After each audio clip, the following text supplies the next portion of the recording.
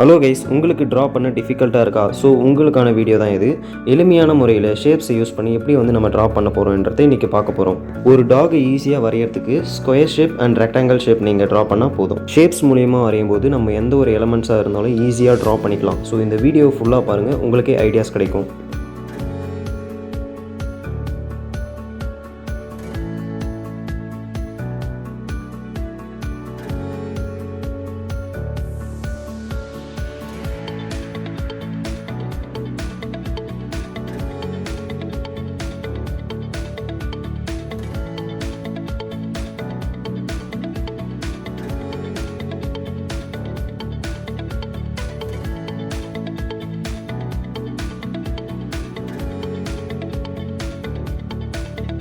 So இந்த video உங்களுக்கு யூஸ்ஃபுல்லாக இருந்தால் மறக்காமல் நம்ம சேனலை சப்ஸ்கிரைப் பண்ணிவிட்டு கமெண்ட் பாக்ஸில் ஆட் சிம்பிளை கிளிக் பண்ணுங்கள். Bye bye.